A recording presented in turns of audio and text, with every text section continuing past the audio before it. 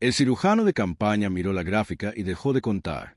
7 entradas, 7 heridas distintas, 7 momentos distintos en los que este joven oficial había sido destrozado por el frente occidental, de alguna manera, imposiblemente, enviado de nuevo a la misma trituradora de carne que ya había intentado matarlo media docena de veces. Era el año 1917. La guerra ya se había tragado a toda una generación. Hombres con nombres, rostros y futuros, hombres que habían entrado erguidos y habían salido hechos pedazos, o no habían salido en absoluto. El lodo de Francia y Bélgica se había convertido en un cementerio sin fronteras, un paisaje tan saturado de muerte que los árboles ya no crecían rectos y la tierra misma había cambiado de color. Y sin embargo, allí estaba este joven teniente alemán, herido de nuevo, escribiendo de nuevo en su cuaderno.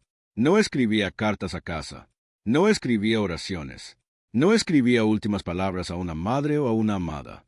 Escribía observaciones, observaciones clínicas, precisas, a veces sorprendentemente bellas, sobre lo que se sentía al recibir un disparo, sobre el sonido de la bala antes de que llegara el dolor, sobre la particular cualidad del silencio que descendía sobre una trinchera después de una incursión nocturna, sobre la forma en que el rostro de un hombre cambiaba en los últimos segundos antes de que explotara una granada. Los cirujanos pensaban que sufría de neurosis de guerra. Sus superiores creían que era un temerario. Sus hombres pensaban que estaba maldito o protegido por algo que no podían nombrar. Ninguno de ellos entendía lo que estaba viendo. Estaban ante el autor del diario de guerra más trascendental de la historia de la guerra moderna. Un hombre que sobreviviría no a 7 heridas, ni a 10, ni a 12, sino a 14 heridas distintas a lo largo de 4 años de conflicto más brutal que el mundo jamás había visto. Un hombre que tomaría cada uno de esos momentos, cada fragmento de bala, cada impacto de proyectil, cada experiencia cercana a la muerte en un cráter inundado, y los transformaría en una literatura tan precisa, tan implacable, tan aterradoramente vívida, que los lectores, un siglo después, sentirían el impacto de la metralla en sus propios pechos mientras estaban sentados en la seguridad de sus salas de estar. Su nombre era Ernst Junger, y el frente occidental no tenía ni idea de qué hacer con él. Para comprender a qué se enfrentó Ernst Junger, hay que entender lo que realmente fue el frente occidental. No la versión simplificada, las trincheras, el barro, la futilidad, sino la cruda y abrumadora realidad mecánica de la guerra industrial en su peor expresión.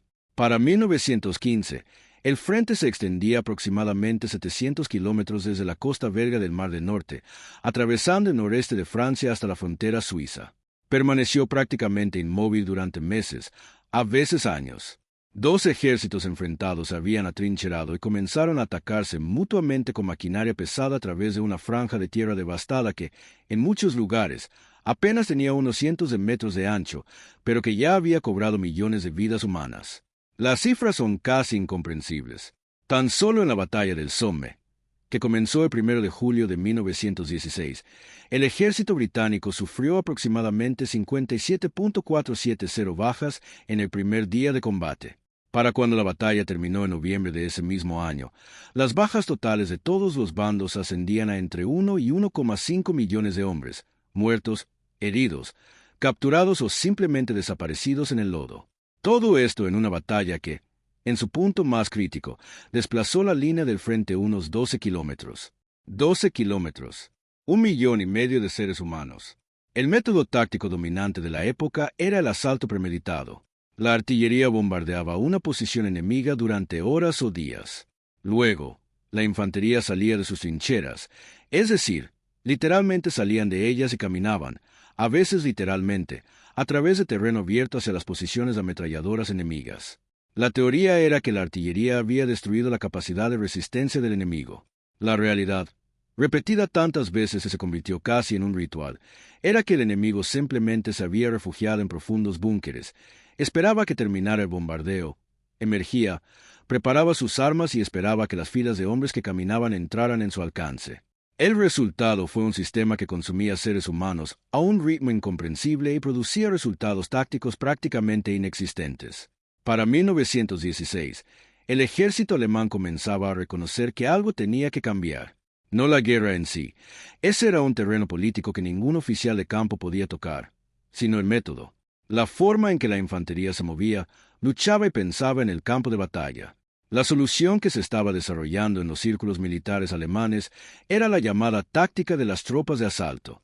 Unidades pequeñas, rápidas y agresivas, entrenadas para rodear las posiciones fortificadas en lugar de asaltarlas frontalmente, para moverse en oleadas cortas utilizando cobertura y ocultación, para portar una variedad de armas y adaptarse en tiempo real en lugar de seguir planes rígidos previos a la batalla. Fue una revolución en la doctrina de infantería y requería un tipo específico de soldado para ejecutarla. No el soldado obediente y de marcha de las guerras anteriores. Algo más primitivo, más instintivo, más dispuesto a operar en el caos y considerarlo su hogar. En este mundo, a finales del otoño de 1914, apareció un muchacho alemán de 19 años procedente de la ciudad de Heidelberg, que se había escapado de casa el año anterior para unirse a la Legión extranjera. Había sido rescatado por su padre y se había alistado con entusiasmo en el momento en que comenzó la guerra. Su nombre, repito, era Ernst Junger. Y a diferencia de la mayoría de los jóvenes que se alistaban en los ejércitos de Europa en 1914, impulsados por el patriotismo, la propaganda y la aterradora presión social de un continente en guerra, Ernst Junger estaba motivado por algo completamente distinto. Le impulsaba la curiosidad. Ernst Junger nació el 29 de marzo de 1895 en Heidelberg, Alemania, hijo mayor de un farmacéutico que, a su vez, era un hombre de considerable intelecto y ambición. La familia era acomodada, culta y pertenecía a la clase media alemana tradicional. Es decir, los libros estaban presentes, la educación era valorada y se mantenía cierta formalidad emocional en la vida familiar. Desde pequeño, Ernst fue un niño inquieto e intelectualmente voraz. Devoraba novelas de aventuras. Le fascinaba la historia natural, en particular la entomología, el estudio de los insectos, que se convertiría en una pasión para toda la vida. Poseía una cualidad que los profesores a veces notaban y con la que nunca sabían muy bien cómo lidiar, una absoluta negativa a aceptar el conocimiento establecido sin examinar personalmente las pruebas. A los 17 años, en 1913, se escapó de colegio y viajó a Francia para alistarse en la Legión extranjera francesa. Su intento fue frustrado. Su padre, un hombre de gran energía práctica, viajó a Francia, sorteó la burocracia de la Legión y recuperó a su hijo antes de que Ernst hiciera algo más trascendental que el entrenamiento básico. Pero el episodio fue revelador. No se trataba de un chico que experimentara el mundo a través de los libros y esperara a que éste viniera a él. Era un chico que caminaba hacia él, incluso cuando era peligroso. Sobre todo cuando era peligroso. Cuando se declaró la guerra en agosto de 1914, Junger se alistó de inmediato. Tenía 19 años. Fue asignado al 73º Regimiento de Fusileros Hannoverianos y enviado al Frente Occidental. Y fue aquí donde Ernst Junger se diferenció de casi todos los demás jóvenes uniformados en todos los ejércitos y frentes de la Primera Guerra Mundial. Trajo un cuaderno, no en secreto, no como un capricho personal. Desde sus primeros días en las trincheras, se propuso explícitamente documentarlo todo. Los detalles técnicos de la construcción de las trincheras, la sensación precisa de bombardeo de artillería, cómo el suelo transmitía la onda expansiva antes de que llegara el sonido, el cambio de presión particular que precedía a un impacto cercano, la dinámica social de los hombres bajo estrés extremo, el humor en las trincheras, negro, irreverente y absolutamente necesario. El dilema moral de matar a corta distancia frente a matar a distancia. Lo escribió todo, en tiempo real, con una precisión casi científica. Sus compañeros lo consideraban una excentricidad. Sus oficiales, a principio, no sabían qué pensar. Pero Junger no era simplemente un hombre con una libreta. Pronto se hizo evidente que también era un soldado de combate extraordinariamente eficaz. Era valiente de la manera más valiosa en el combate de infantería, no de forma temeraria ni ostentosa, sino con una serenidad fría, casi filosófica, bajo el fuego, que sus hombres encontraban profundamente tranquilizadora o profundamente inquietante, según su temperamento. Buscaba las misiones más peligrosas. Se ofreció voluntario para patrullas nocturnas, una de las tareas más agotadoras psicológicamente para un soldado en el frente occidental. Arrastrarse por tierra de nadie en la oscuridad, un paisaje de cráteres de obuses, alambre de púas y cadáveres en descomposición, sin saber si lo que veían delante era un puesto de alambrada alemán o una patrulla enemiga.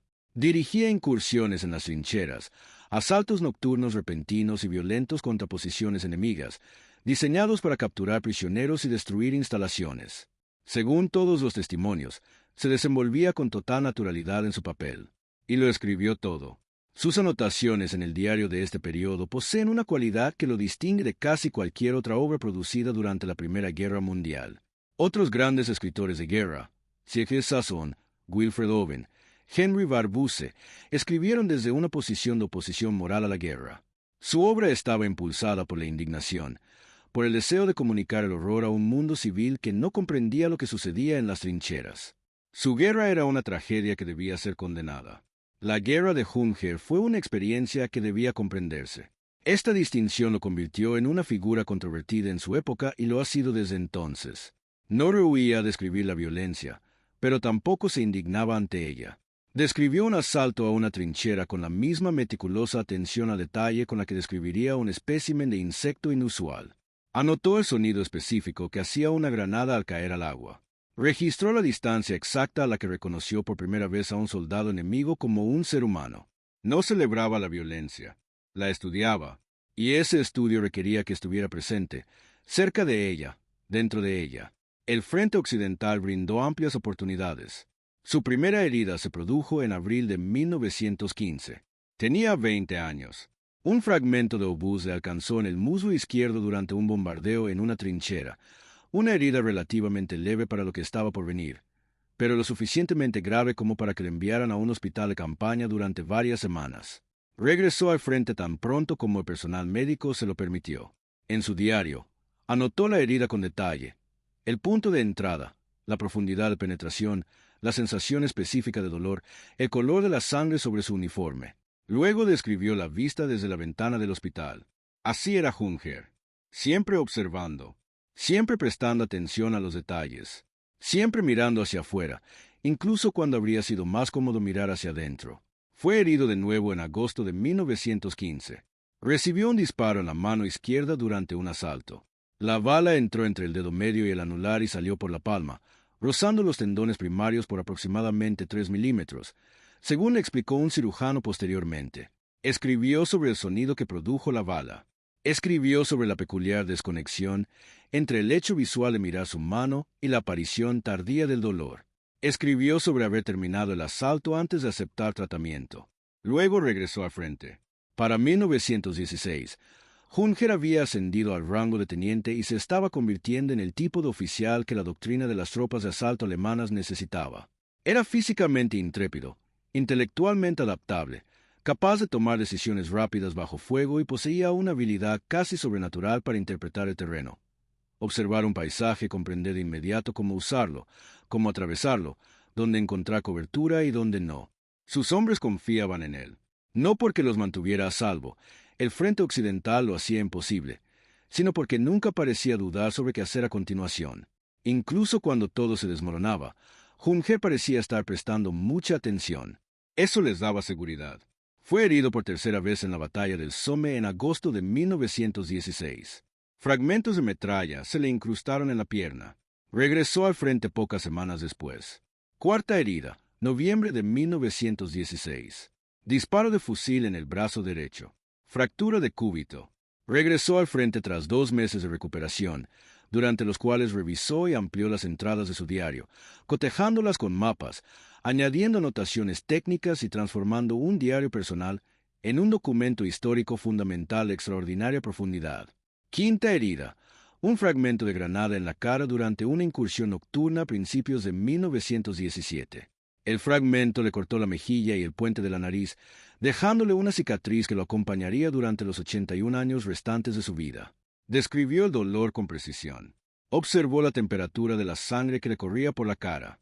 Anotó que el soldado enemigo que lanzó la granada llevaba una máscara de gas británica y que la junta de goma alrededor de los oculares era de un color diferente al del modelo alemán. Archivó esta observación, junto con la anotación médica. Los cirujanos empezaban a ver su expediente con otros ojos. 5 heridas en 18 meses. 5 regresos al frente. Existía un argumento estadístico que sugería que la suerte de este hombre no era infinita, que las matemáticas del frente occidental acabarían por alcanzarlo, que enviarlo de vuelta tras cada recuperación era menos un acto de necesidad militar y más una forma de inercia institucional que terminaría con un telegrama a Heidelberg. Ernst Jünger no estaba de acuerdo, y tenía un rango superior al de la mayoría de las personas que defendían este argumento. La evolución de las tácticas de asalto en el ejército alemán entre 1915 y 1917 fue uno de los desarrollos militares más significativos de toda la guerra, y Juncker fue una figura clave. El concepto había sido impulsado por oficiales como el capitán Willy Rohr, quien desarrolló unidades de asalto especializadas que rechazaban la doctrina de ataque lineal y por oleadas que había causado cientos de miles de bajas. Las tácticas de Rohr se basaban en la infiltración. Pequeños grupos de soldados altamente entrenados se movían a través de las brechas en las defensas enemigas, sorteando las posiciones fortificadas, cortando y aislando los puntos fuertes en lugar de asaltarlos frontalmente, penetrando profundamente en la retaguardia enemiga antes de que los defensores pudieran reaccionar. Se necesitaban soldados capaces de operar casi de forma autónoma, de orientarse en la oscuridad, de tomar decisiones tácticas sin esperar órdenes oficiales a los que no podían ver ni con los que podían comunicarse. Se necesitaban soldados que se sintieran cómodos con la confusión, que no se paralizaran ante los cambios de situación, que pudieran pasar de un objetivo a otro por instinto y entrenamiento, en lugar de seguir un guión rígido previo a la batalla. En otras palabras, se necesitaba a alguien muy parecido a Ernst Junger. Asimiló estas nuevas tácticas con la misma precisión y avidez con que abordaba todo lo demás. Estudió las técnicas, las practicó, las perfeccionó y, lo que es crucial, escribió sobre ellas. Sus anotaciones de este periodo no son meras observaciones personales, sino análisis operacionales. Documentó que funcionaba y que no, porque ciertos enfoques para atacar una posición fortificada tenían éxito donde otros fracasaban. Como el momento de una incursión se correlacionaba con patrones específicos de comportamiento enemigo y que configuraciones de equipo proporcionaban a las tropas de asalto la mejor combinación de potencia de fuego y movilidad. Esta documentación sería de suma importancia, aunque no de inmediato. Lo que importaba de inmediato era que Ernst Junger, a mediados de 1917, se había convertido en uno de los oficiales de tropas de asalto más experimentados y eficaces del frente occidental. Había participado en decenas de incursiones y asaltos. Había sido herido 5 veces y había regresado a combate en cada ocasión. Había obtenido la Cruz de Hierro de primera y segunda clase, además de otras condecoraciones. Inspiraba el respeto y la devoción de sus hombres con esa intensidad particular que solo los oficiales de combate que comparten cada peligro con sus tropas pueden ejercer. Además, para entonces, su estado de salud ya era precario, con daños físicos permanentes que habrían obligado a la mayoría de los hombres a retirarse definitivamente. La sexta herida se produjo a finales de 1917. Fragmento de metralla se alojó en la pierna derecha durante un bombardeo de artillería. Esta fue más grave. El fragmento se alojó cerca de la tibia, y la cirugía de extracción fue larga y dolorosa. El tiempo de recuperación se midió en meses. Durante ese tiempo, se dedicó a escribir. Séptima herida. Una bala en el hombro durante un asalto de las tropas de asalto en la primavera de 1917. La bala atravesó el tejido blando, pasando escasos centímetros de la clavícula, un margen que el cirujano que lo atendió describió con una mezcla de alivio e incredulidad profesional. 7 heridas. Los cirujanos revisaron su historial clínico, observaron su rostro, observaron la cicatriz que le cruzaba la mejilla, producto del fragmento de granada. Calcularon la probabilidad de que sobreviviera a otro despliegue en el frente occidental. Tenía 22 años. Fue ascendido a teniente primero y asignado al mando de una compañía de élite de tropas de asalto. Para comprender lo que sucedió después, es necesario entender los planes del alto mando alemán para la primavera de 1918. Desde la perspectiva alemana, la situación se tornaba cada vez más crítica. Los estadounidenses habían entrado en la guerra en abril de 1917. Su fuerza militar aún se estaba movilizando, pero se avecinaba una llegada masiva. Cientos de miles de soldados, equipo y producción industrial a una escala que Alemania simplemente no podía igualar. La Revolución Rusa de 1917 había sacado a Rusia de la guerra y liberado a aproximadamente 1 millón de soldados alemanes del frente oriental, creando una breve oportunidad para que el ejército alemán tuviera superioridad numérica en el frente occidental. El general Erich Ludendorff, artífice de facto de la estrategia militar alemana, comprendió que esta oportunidad no duraría. Una vez que las fuerzas estadounidenses llegaran con fuerza, para el verano o el otoño de 1918, el equilibrio numérico se inclinaría de forma permanente e irreversible a favor de los aliados. La única posibilidad de una victoria alemana, o incluso de una paz negociada desde una posición de fuerza, Era una ofensiva masiva que rompiera las líneas aliadas antes de que los refuerzos estadounidenses pudieran cambiar el rumbo de la guerra. El resultado fue la Operación Michael, lanzada el 21 de marzo de 1918, la mayor ofensiva alemana de toda la guerra. Se basó en tácticas de asalto. 63 divisiones, aproximadamente 750.000 hombres, participaron en el asalto inicial, precedido por un bombardeo de artillería de 5 horas que empleó una nueva técnica desarrollada por el coronel Georg Bruchmüller. Proyectiles mixtos de alto explosivo y gas, diseñados no para destruir por completo la línea del frente enemiga, lo que ralentizaría el avance de la infantería, sino para desorganizarla, suprimirla, obligar a los defensores a refugiarse bajo tierra e inutilizar sus comunicaciones y artillería justo en el momento en que las tropas de asalto cruzaban la tierra de nadie. Ernst Junger y su compañía formaron parte de la primera oleada. Lo que siguió fue, sin duda alguna, el día más significativo de la carrera militar de Ernst Junger, y lo narró con tal detalle que, un siglo después y con total seguridad, resulta estremecedor leerlo. El bombardeo comenzó a las 4:40 de la mañana. Junger lo describe como algo físicamente incomprensible. No solo un ruido ensordecedor, sino una reestructuración física del aire mismo, una presión constante que hacía imposible pensar y casi carecía de sentido. Sus hombres agacharon en sus posiciones de asalto, y él se movía entre ellos, revisando el equipo, leyendo los rostros en la penumbra, realizando la labor particular que los oficiales de combate hacen en los minutos previos a un ataque, una labor que no es táctica sino casi pastoral. Estar presente, estar seguro, con la esperanza de que esa seguridad sea contagiosa. A las 9:40 de la mañana, se levantó el fuego de barrera y las tropas de asalto avanzaron. En muchos sectores, las líneas aliadas fueron completamente superadas. La compañía de Junger avanzó el 21 de marzo de 1918 con mayor rapidez que las tropas alemanas en meses o años de combates anteriores.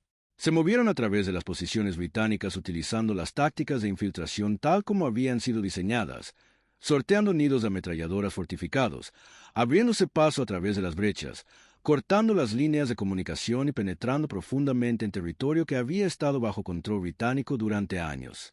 Aldeas que habían permanecido tras el frente durante tanto tiempo que algunas aún albergaban civiles se convirtieron repentinamente en territorio en disputa y luego en territorio alemán en cuestión de horas. Junger describe la experiencia con una claridad casi surrealista. El avance tuvo un carácter alucinatorio. La geografía familiar del frente occidental, que todo soldado conocía como un paisaje de horror estático, de repente se transformó. Soldados enemigos aparecieron donde no debían estar. Carreteras que deberían haber estado tras las líneas seguras fueron repentinamente barridas por el fuego enemigo. Las normas habituales del frente occidental, bajo las cuales todos habían operado durante años, quedaron suspendidas, y en su lugar reinaba un caos puro e impredecible. Él prosperó en ese entorno. Resultó herido durante el avance. Su octava herida, un fragmento de obús en la mano, se la vendó él mismo con un trozo de tela arrancado del uniforme de un muerto y siguió avanzando. Esa misma noche anotó la herida en su diario. Anotó el color de la tela. Anotó el calibre aproximado del obús que había producido el fragmento. La operación Michael finalmente fracasó en su intento decisivo. El avance fue espectacular para los estándares del frente occidental. En algunos sectores, las fuerzas alemanas avanzaron más de 60 kilómetros, la mayor penetración en territorio aliado desde 1914, pero no pudo mantenerse. El sistema de abastecimiento alemán, diseñado para una guerra estática, no podía desplazarse con la suficiente rapidez a través del terreno devastado. Se movilizaron nuevas reservas aliadas. Las tropas estadounidenses, aunque aún no se habían desplegado en masa, estaban disponibles. A principios de abril, la ofensiva se había estancado y ambos bandos reconocieron, aunque aún no podían anunciarlo públicamente, que el resultado de la guerra estaba decidido. Pero Ernst Junger no había terminado. La novena herida se produjo en abril de 1918. Una bala en el pecho, que milagrosamente rozó su pulmón por menos de 2 centímetros, rebotó en una costilla y salió por su costado. El cirujano que lo atendió utilizó una expresión alemana que se traduce aproximadamente como sumamente afortunado y la escribió en mayúsculas en su expediente médico. Junger regresó al frente en 6 semanas. Las heridas 10, 11 y 12 se produjeron en rápida sucesión durante el verano de 1918, cuando el rumbo de la guerra se tornó definitivamente en contra de Alemania y los combates adquirieron la particular desesperación de un ejército que estaba perdiendo pero aún no lo reconocía. Cada herida era diferente, metralla por aquí, bala por allá, conmoción cerebral por explosión en otro enfrentamiento, y cada una fue documentada con la misma precisión metódica que había caracterizado cada anotación desde 1914. El nivel de detalle nunca disminuyó. La observación nunca cesó. Hay algo casi incomprensible en esto, cuando uno se detiene a reflexionar. La mayoría de los hombres, tras una cuarta o quinta herida grave, comienzan a cambiar de maneras que no pueden controlar.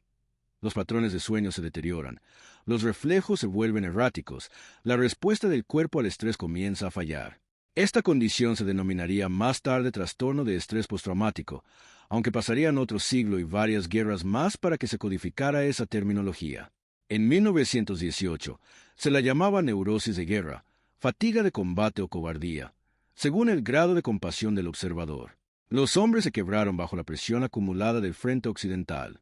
Quedaron paralizados, incoherentes, incapaces de funcionar. Esto no era debilidad, era fisiología. Era el sistema nervioso humano enfrentándose a condiciones para las que no había sido diseñado.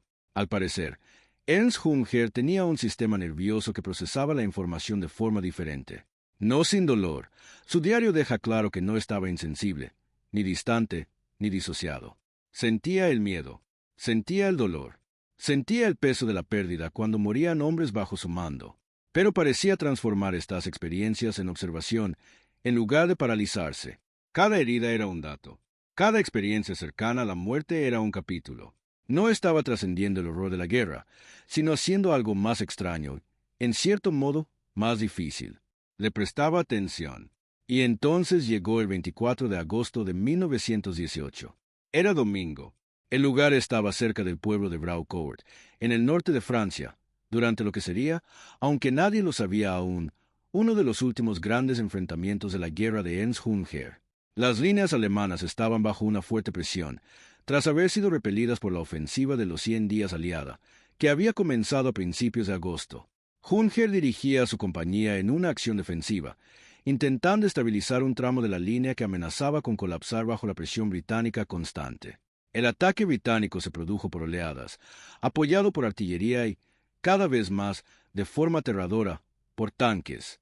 El tanque era todavía un arma relativamente nueva en 1918, pero los británicos llevaban 2 años desarrollándolo y perfeccionándolo, y para el otoño de ese año, eran capaces de desplegarlos en cantidades y con una coordinación que no había sido posible en el Somme ni en Passchendaele.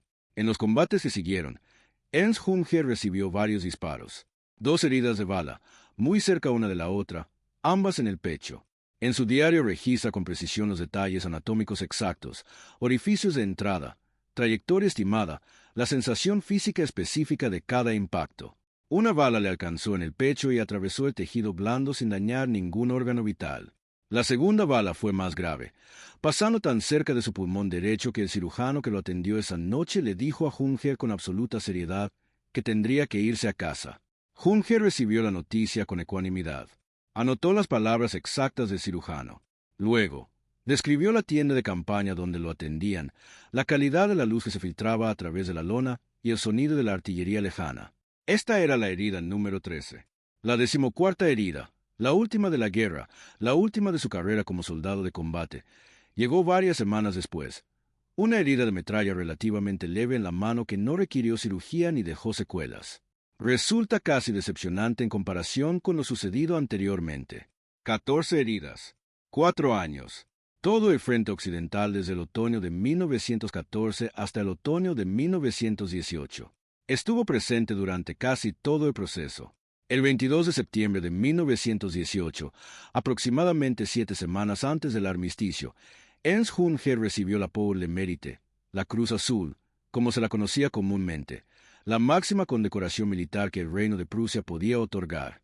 Se concedió por su extraordinario valor y liderazgo en el campo de batalla, por una conducta que simplemente desafía toda explicación estadística.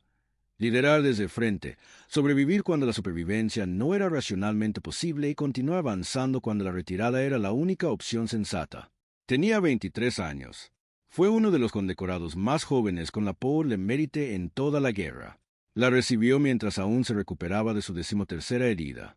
Para entonces, también poseía algo que la mayoría de los generales y políticos que dirigían la guerra no podrían haber imaginado ni comprendido del todo: aproximadamente 4 años de diario de combate, recopilado en tiempo real, bajo fuego, con la precisión metódica de un científico y la sensibilidad literaria de un hombre que había estado leyendo grandes obras literarias desde que tuvo edad suficiente para sostener un libro.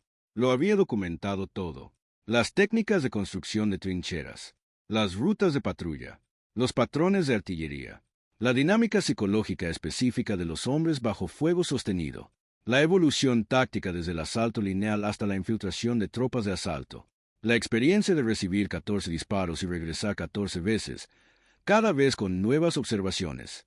La guerra terminó el 11 de noviembre de 1918. Ernst Jünger regresó a Alemania. Tenía 23 años, estaba cubierto de cicatrices, condecorado con el máximo honor de su país, y portaba el relato de primera mano más detallado jamás escrito sobre el frente occidental. Se sentó y comenzó a convertirlo en un libro. Tormenta de acero, In Stille Wittern en el alemán original, se publicó en 1920, en una tirada reducida, financiada inicialmente por el propio Jünger. En su primera aparición, no fue un éxito comercial. El público alemán de 1920 no estaba particularmente predispuesto a revivir la guerra. El país había quedado devastado material y psicológicamente por la derrota. El Tratado de Versalles había impuesto condiciones de humillación y castigo económico que generaban precisamente el tipo de resentimiento latente que, en 15 años, produciría consecuencias inimaginables. La literatura sobre la guerra, y había mucha, tendía a dividirse en dos bandos: la creación de mitos patrióticos que insistían en que el soldado alemán había luchado con nobleza y había sido traicionado, o el angustioso testimonio antibélico que enfatizaba el derroche y el horror. Storm of Steel no encajaba en ninguno de los dos bandos, y eso la hacía importante e incómoda a la vez. Jünger no escribió una condena de la guerra. Tampoco la glorificó. Escribió un relato desde dentro, con una exhaustividad y precisión de la que carecía la literatura bélica de la época. Describió la violencia sin titubear ni moralizar. Describió el miedo con la misma honestidad con la que describía el valor. Describió a los soldados enemigos, británicos, franceses, australianos, como seres humanos, en términos específicos y a veces incluso admirativos, algo que no era habitual en la literatura militar alemana. Describió los momentos de absurdo y humor negro que salpicaban el horror, porque esos momentos habían sido reales y omitirlos habría restado veracidad al relato. La recepción del libro fue compleja, y lo sigue siendo. Fue elogiado por su calidad literaria y su honestidad documental sin precedentes. Algunos lectores lo criticaron por un tono que parecía aceptar, o incluso abrazar, el combate como una forma legítima de experiencia humana, por no ofrecer la denuncia moral esperada. Sin novedad en el frente, de Erich Maria Remarque, publicado 9 años después, en 1929, narraba la historia de la misma guerra desde la perspectiva de un joven soldado alemán y llegaba a conclusiones diametralmente opuestas, convirtiéndose en uno de los libros más vendidos del siglo XX. La comparación entre ambos libros, las dos visiones, las dos respuestas tan diferentes a la pregunta sobre el significado de la guerra, se convirtió en uno de los debates literarios centrales de la Europa de entreguerras. Ninguno de los dos libros se equivocaba en lo que describía. Simplemente describían verdades diferentes sobre la misma experiencia. Sin embargo, lo que Jünger había documentado trascendía la literatura. Tormenta de acero y sus posteriores escritos militares, en particular Copse 125 y las ediciones revisadas de Tormenta de acero, constituyeron una fuente histórica primaria de extraordinario valor. El nivel de detalle técnico, la precisión operativa, la perspicacia psicológica, estos fueron aspectos a los que historiadores y analistas militares volverían una y otra vez en las décadas siguientes. Las tácticas de las tropas de asalto que Jünger había ayudado a desarrollar y desplegar, y que había documentado con tanto detalle, no se quedarían como meras curiosidades históricas. Serían estudiadas, analizadas y adaptadas. La doctrina surgida de la experiencia de las tropas de asalto, la doctrina de la infiltración, de las armas combinadas a nivel de pequeñas unidades, de la iniciativa llevada al escalón más bajo posible, se convertiría en un pilar fundamental de la guerra del siglo XX. Los planificadores militares alemanes que estudiaron estas tácticas entre las guerras desarrollaron lo que denominaron Bewegungskrieg, guerra de movimiento, que alcanzaría su máxima expresión en 1940, cuando formaciones alemanas de tanques e infantería motorizada, operando precisamente según los principios establecidos por la doctrina de las tropas de asalto, atravesaron las Ardenas y llegaron a la costa del Canal de la Mancha en 10 días, derrotando a Francia en 6 semanas. Una campaña que la Primera Guerra Mundial, con sus millones de bajas, jamás se había acercado a lograr. La intelectualización de esas tácticas, su documentación, su análisis, su transmisión de una generación de oficiales a la siguiente, debía mucho al soldado metódico que insistía en llevar un cuaderno de notas bajo fuego enemigo. Ernst Junger vivió 80 años después del armisticio de noviembre de 1918. Vivió lo suficiente para verlo todo. Vivió la República de Weimar y su colapso. Observó el auge del nacionalsocialismo con alarma y repugnancia, que expresó con suficiente sutileza literaria para evitar la persecución, pero con la claridad necesaria para que los lectores atentos comprendieran su postura. Se negó a afiliarse al partido nazi y rechazó invitaciones para escribir propaganda para el régimen, una negativa que tuvo consecuencias personales y profesionales reales. Su relación con el Tercer Reich fue compleja, un tema que los historiadores posteriores debatirían extensamente. No era nazi, pero tampoco pertenecía a la resistencia, y reconoció, con cierta insatisfacción, que la mitificación de las tropas de asalto contribuyó, aunque de forma distorsionada, a la ideología guerrera nazi. Volvió a luchar en la Segunda Guerra Mundial, sirviendo como oficial de la Wehrmacht en el París ocupado, un destino que lo mantuvo alejado de lo peor de los combates, pero profundamente inmerso en las complejidades morales de la ocupación. Conocía a escritores e intelectuales franceses. Se movía por los salones de París ocupado con una mezcla de desenvoltura social e inquietud personal que sus diarios de este periodo documentan con la misma precisión perturbadora que había llevado al frente occidental. No participó en atrocidades. No fue un servidor entusiasta del régimen, pero vestía el uniforme. Su hijo, Ernst Junger el joven, murió en combate en el frente oriental en 1944 a los 18 años. Las anotaciones de su diario posteriores a la muerte de su hijo se encuentran entre las más dolorosas que jamás escribió. La misma precisión de observación aplicada no a la metralla ni a las trincheras, sino al dolor. El vocabulario no cambió, pero sí lo que describía. Ya no era el joven que había tratado sus propias heridas como datos. Era un padre que había sobrevivido a su hijo. Siguió escribiendo. Durante la posguerra, la reconstrucción de Alemania, la Guerra Fría, los movimientos estudiantiles de los años 60 y 70 y la reunificación alemana en 1990. Escribió filosofía, ensayos sobre la naturaleza y extensas investigaciones sobre la relación entre el individuo y el Estado, entre la tecnología y la conciencia, entre la experiencia de acontecimientos extremos y la naturaleza de la identidad humana. Se mantuvo intelectualmente activo hasta los 90 años, recibiendo visitas, carteándose con escritores y pensadores de todo el espectro político y revisando su comprensión del significado de la guerra, sin renegar jamás la persona que fue durante ella. El 17 de febrero de 1998, Ernst Junger falleció en su casa de Wilflingen, Alemania. Tenía 102 años. Había vivido más del siglo XX que casi cualquier otra persona que presenció su inicio en el frente occidental. Sobrevivió a la República de Weimar, al Tercer Reich, a la Segunda Guerra Mundial, a la Guerra Fría, a la división de Alemania y a su reunificación. Sobrevivió a prácticamente todos los soldados con los que luchó, ya fuera codo con codo o contra ellos. Sobrevivió a un mundo en el que el frente occidental parecía la última y terrible prueba de la capacidad humana para infligirse daño mutuamente, lo cual, por supuesto, no fue en absoluto la última palabra. Fue el último superviviente galardonado con el premio por le Mérite. Había recibido disparos, metralla y explosiones 14 veces en el frente occidental y había documentado cada una de sus heridas con la precisión de un científico que entendía que lo más importante que se puede hacer con una experiencia es prestarle atención. La novela Tormenta de Acero se ha publicado ininterrumpidamente, en varios idiomas, desde 1920. Todavía se publica hoy en día. Historiadores militares la leen. Veteranos de combate la leen y reconocen en ella una verdad innegable. Escritores la leen por su maestría. Filósofos la leen por sus inquietantes preguntas sobre lo que la violencia revela acerca de la capacidad humana tanto para la destrucción como para la resistencia. Un siglo después de que, sentado en un hospital de campaña en el norte de Francia, anotara el color de la luz que atravesaba el lienzo mientras esperaba noticias sobre si le habían perforado un pulmón, sus palabras siguen vivas, porque prestó atención, porque lo escribió.